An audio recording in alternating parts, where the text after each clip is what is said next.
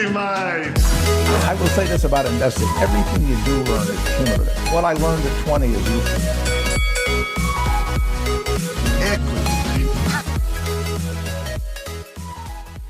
Welcome to another episode of Equity Mates, where we will help you learn to invest in 15 minutes or less. We break down the world of investing from beginning to dividend so that you can hopefully make some returns.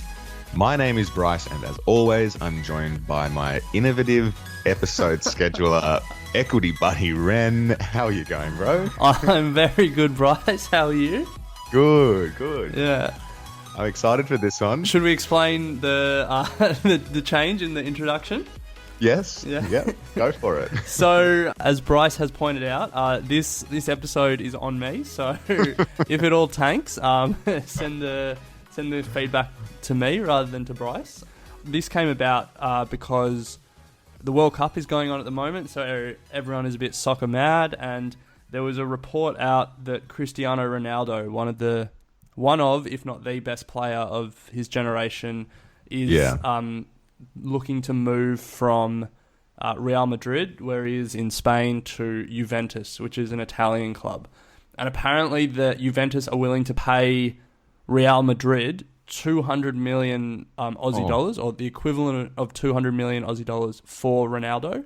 That's not what they're going to pay Ronaldo. That's just what they're going to pay. Transfer fee. The transfer, yeah.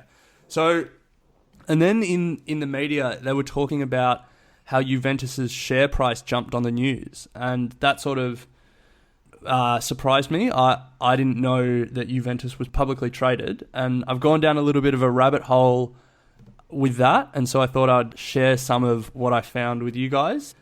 Cool. So this episode is around some different sporting teams that are traded and how they go, and I'll ask you some questions about them.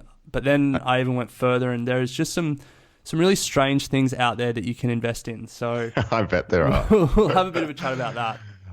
I think the Ronaldo thing's super interesting. It's almost like not like Elon Musk, but the fact that he's not confirmed that he's going there, but there's a bid on the table, because he's very good each year at ragging on his club that he plays for, because he's not the highest paid soccer player in the world, yet he's probably deservedly meant to be. Interesting. Is that something that he does every year? Absolutely. So did you hear what he did at the end of the Champions League final? No, what do you do? So before they were even off the field, this is like 2 minutes after the final, a reporter walks up to him and he's like, I have really enjoyed playing for Real Madrid. I know my fans, I want to thank the fans, at least they respect me. Oh, really? Yeah, before like all his other teammates are celebrating and stuff, and he's just slamming Real Madrid. Rohan, one of our mates, was saying that he does it every year just to try and get a pay increase. Says he's going to leave and then his manager steps in and gets him a pay increase because, for example, Messi is the highest paid in the world, and he's like on double what Ronaldo is almost. Really? And then there's two guys who are nowhere near as good as Ronaldo, but they play in the China League, which apparently pays fortunes to these players. And then Ronaldo's in at number 4, I think. I could be wrong with that, but it's something along those lines. And so, yeah, it's almost like a CEO playing the media, playing the market, saying, oh, we're going to do this X, Y, and Z to try and drive his price up a bit. And then, he'll probably end up signing with Real Madrid on a mega deal again. Yeah, right. But who knows? Yeah, it's interesting. It's funny. People always rag on sports stars for, asking for more money and stuff. But I'm always of the view that, they're the ones creating the value, like the organizations and the team owners and all that, they get paid very well for value that's created by these players. So, I have no problem with players wanting to get as much value out of it as they can. You're there for 10 years, or if you're an NFL player, you're there for like 5 years, and then you're done. Yeah. Well, let's briefly talk about Juventus. So how do you invest in it? So, yeah, they're publicly traded. So just like any other company, they have a stock ticker, and they're traded in Italy, and their stock ticker is JUVE. Yeah. Now, they're currently trading at 88 cents. 88 cents? Yeah. Wow. They've got a lot of shares. How long have they been public for? How long? Yeah. Good question. Doesn't seem like an awful lot of money. I think since 2001. So Wow. it looks like they floated at around $3.50. Whoa, and they've just tanked. In 2012, they fell to like 20 cents, and now they're back at around 88 cents now. Whoa. Yeah. So my thinking with this is that, like, what are you investing in? Because obviously you're investing in the success of the club. Yeah. So It's so volatile. Yeah, there's a bunch of ways that they can make money. So let's start with Juventus isn't the only club that's public. There's a bunch. The Manchester United is one of the bigger ones globally, and then in Australia, even the Brisbane Broncos are public. So That's so funny. Yeah, I know. The Broncos. Yeah. I wonder if that's in any super funds in Australia. Oh, you wouldn't think so. Hold on, I've got some stats around how much they make and stuff, but Okay. We'll get to that. I guess the main ways they make money is from prize money, and that's especially for these big football clubs where there's a lot of prize money on the line, Champions League, stuff like that. The second one is broadcast rights, so they obviously get bigger cuts of the TV rights deals and radio rights deals and stuff like that. And then the third one is they have massive merchandise sales. And that was part of the reason why Juventus, everyone thought there was a lot of value there because, Ronaldo goes to your team. Everyone's going to buy a Ronaldo jersey and stuff like that.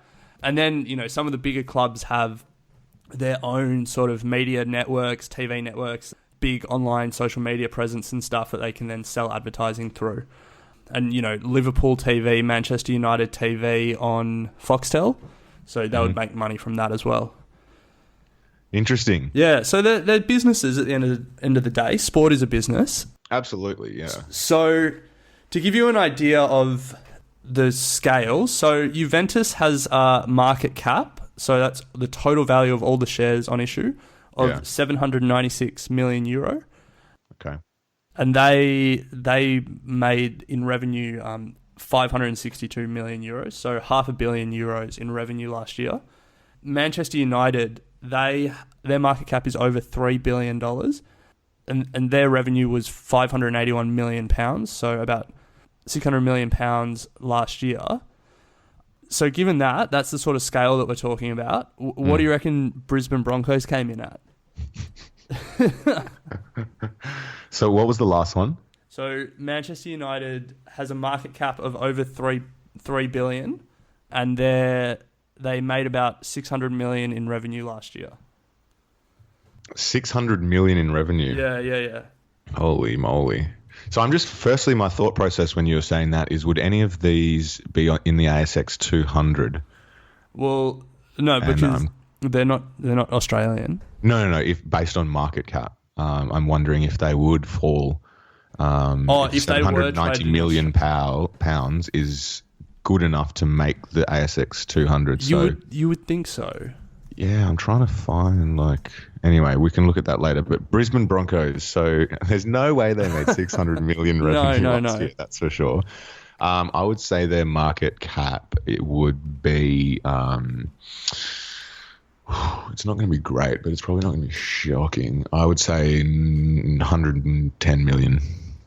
Okay. No, less than half of that. So their market cap is 49 million.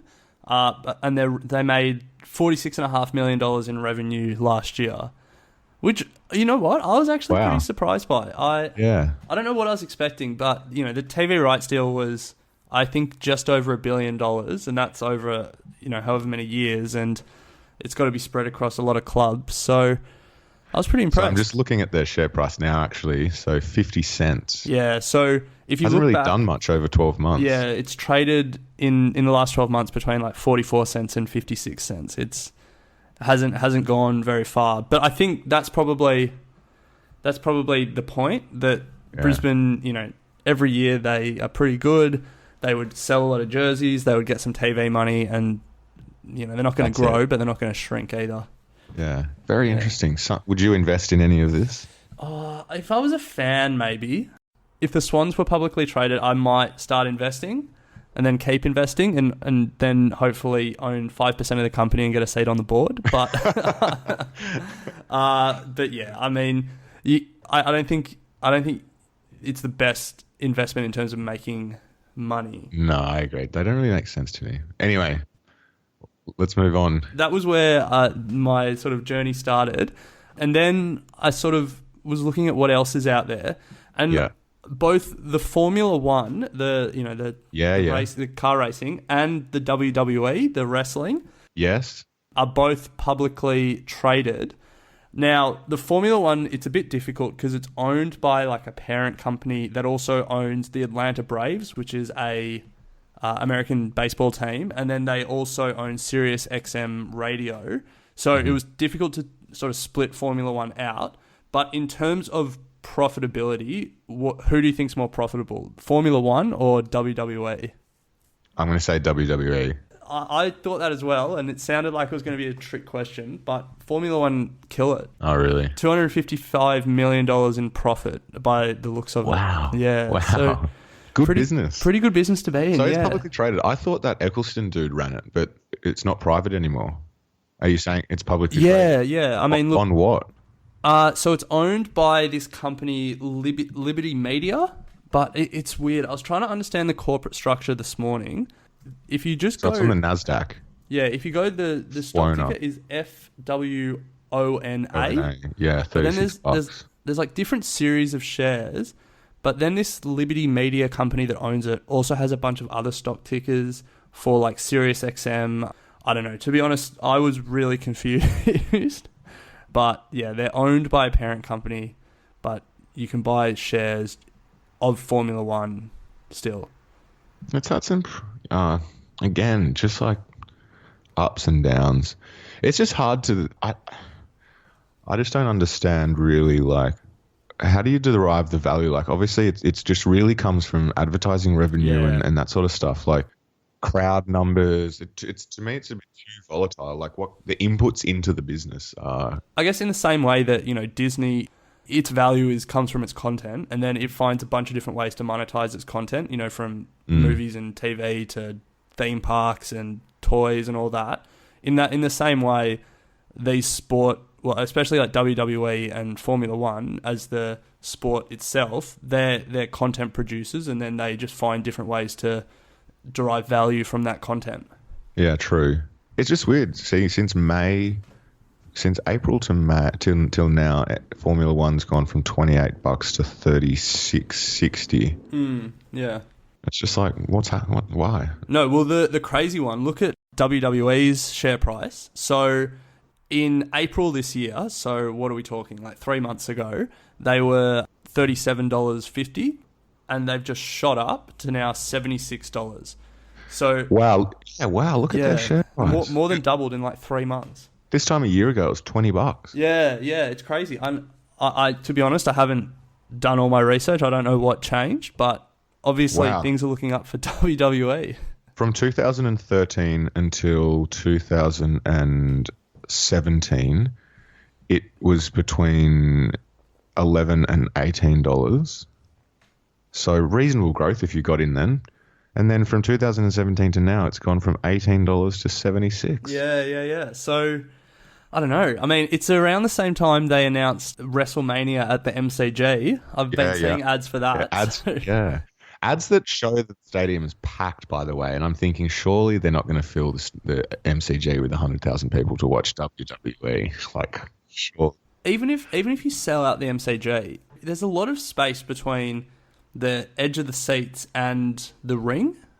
They'll put people on the floor for sure. Will they? Yeah, okay. Because then it's... Yeah, all right. Well, I'll be interested to see how they set it up.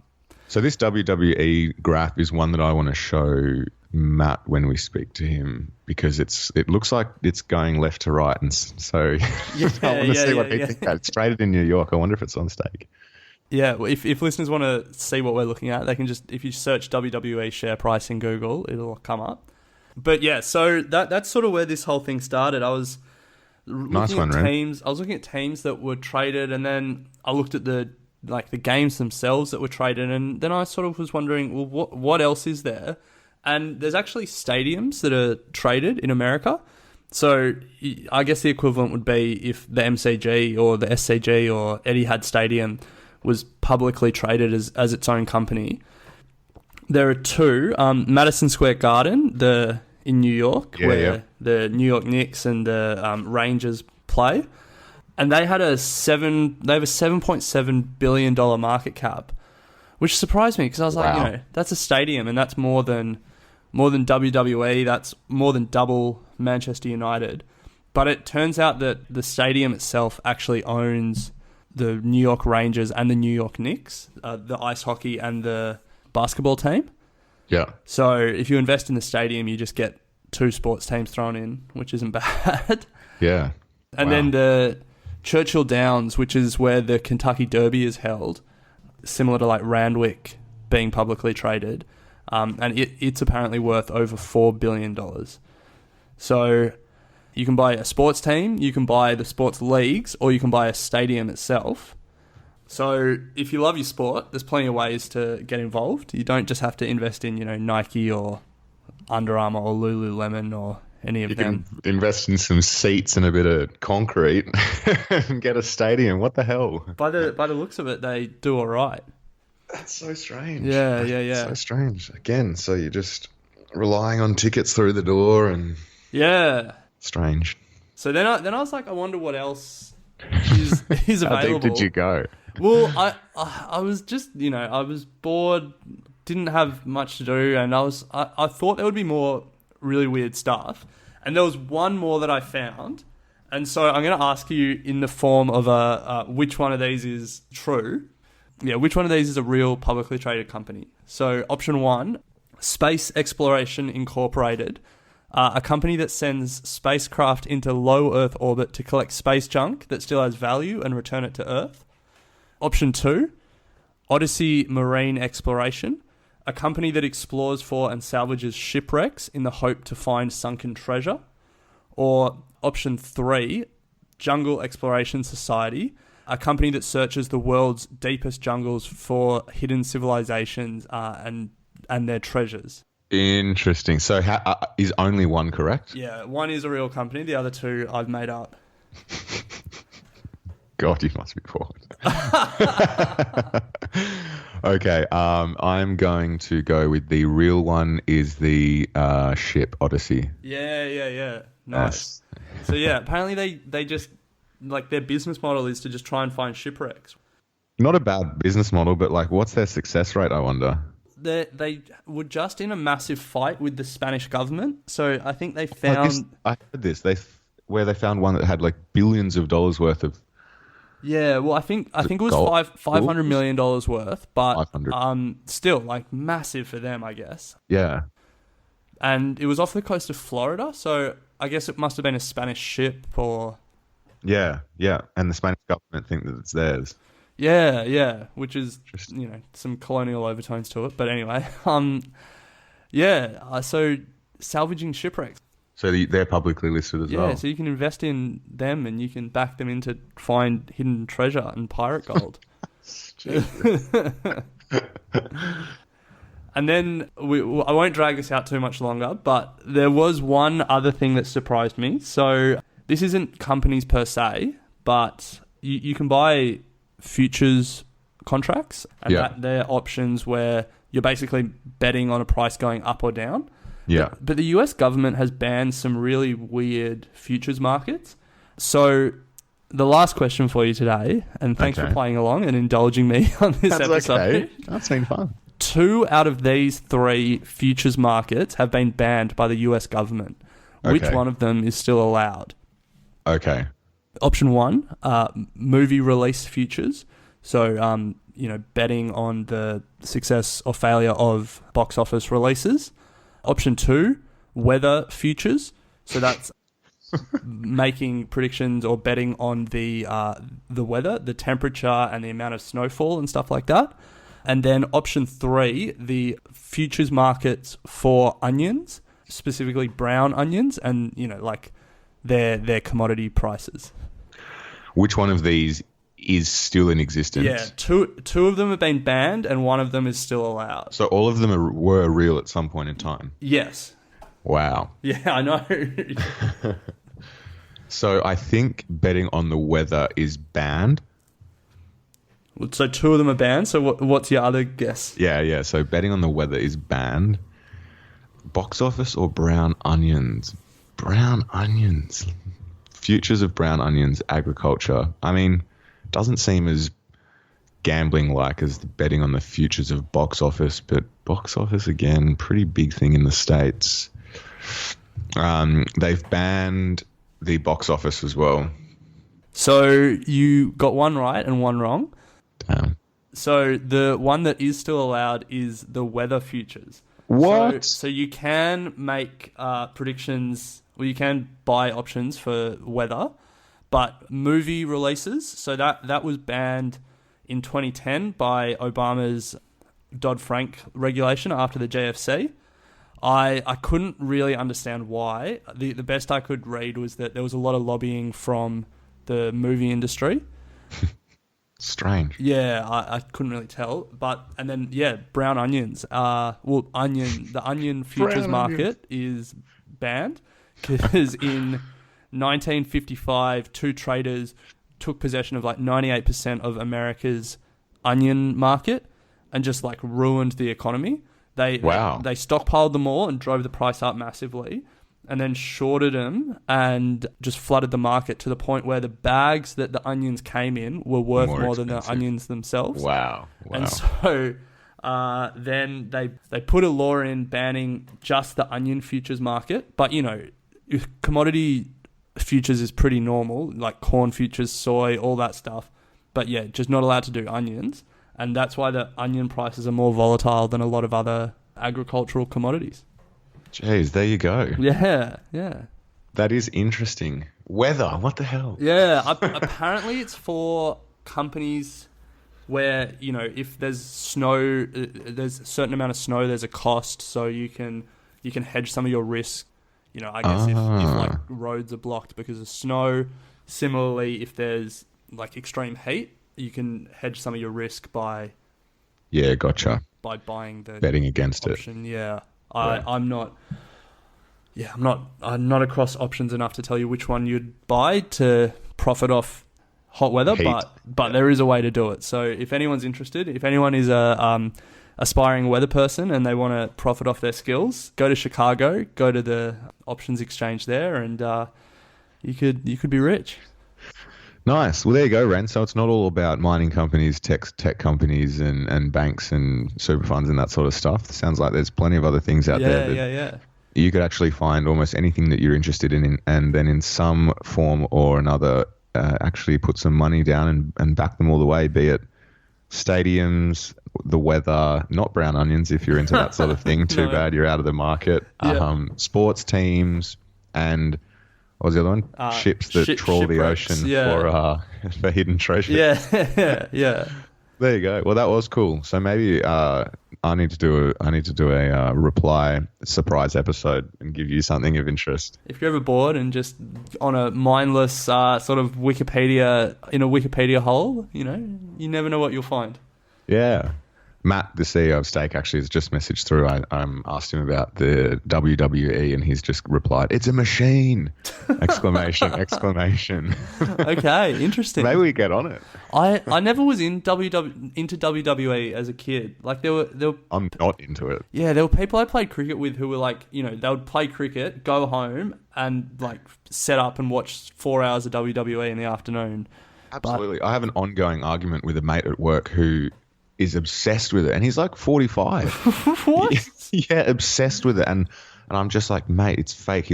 He loves the storylines, loves the drama and the thematics around the whole thing. He knows it's fake though, right?